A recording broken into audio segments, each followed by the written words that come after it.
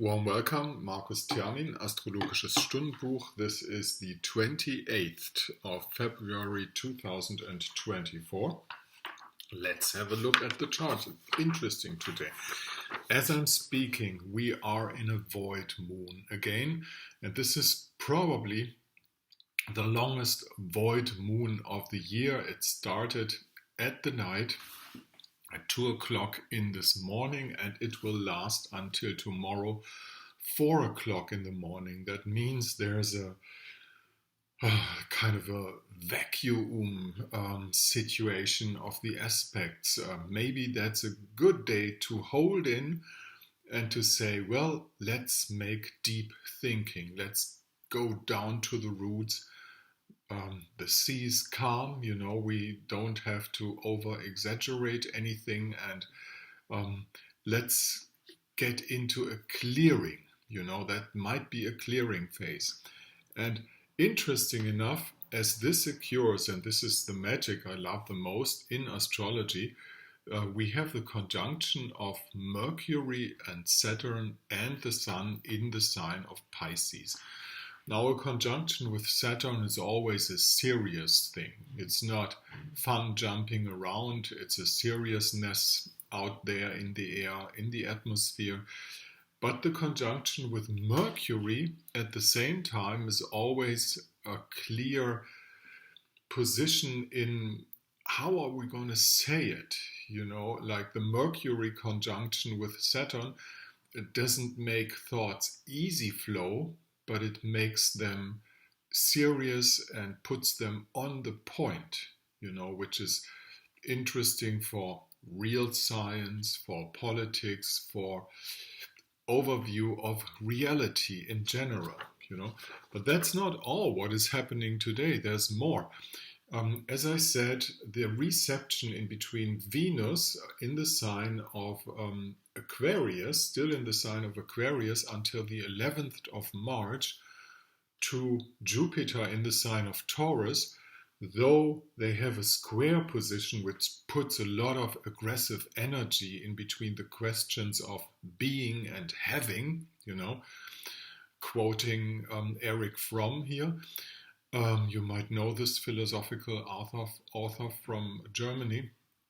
But the reception, one in the sign of the other, Jupiter in the sign of Venus and Uranus in the sign of Venus and Venus in the sign of Uranus means a reception, and that's like a conjunction.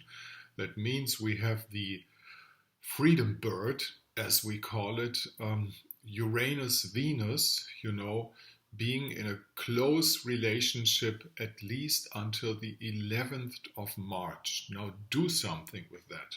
Free yourself, You are the government. You govern yourself, especially when you're free, when you're female, That's one of the things. And then there's this little asteroid I'm watching since some time, which is called Chariklo. She's not that small. She's bigger than Chiron, and she has an equalized resonance with Uranus, 3/4, I think. It's again straight numbers that are being used by those resonances. So she's an important body out there, and we're studying it. And my intention is that Chariklo is one of the positions that will evolve a kind of freedom for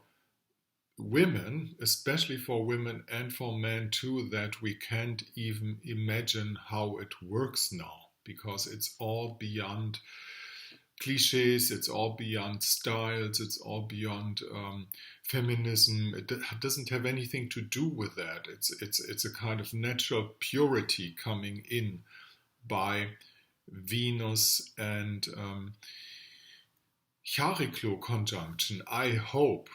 So this is one to watch. I'm not here to say I know what Chariklo is really doing, but it's an interesting point to watch. And as Venus touches Chariklo today, we might have an inspiration. what is she really about? What does occur in private life, in public life, concerning liberation of the feminine soul? Let's put it that way. So that's a day.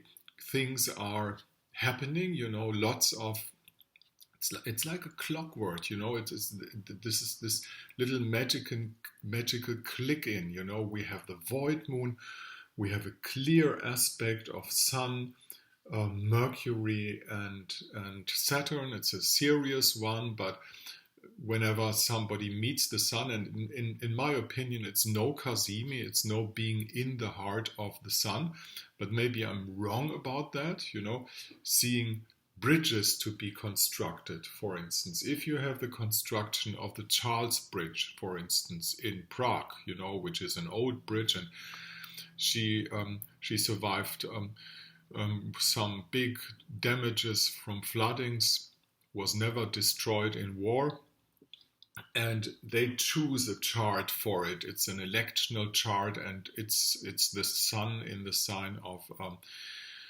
Cancer at this time, and Saturn right behind the Sun, which they took as kind of a Kazimi position, as if in the heart of the Sun, to give whatever they construct stability, But the stability in the sign of Pisces, however, will be a stability of a pontoon bridge, or a boat or something like that. It's not real earth stability, it's stability in the floating element, So when you need things to move, this might be usable. And to say it again, Mercury having him with the triple conjunction in the Piscean boat means there's some accuracy in that, putting on the point.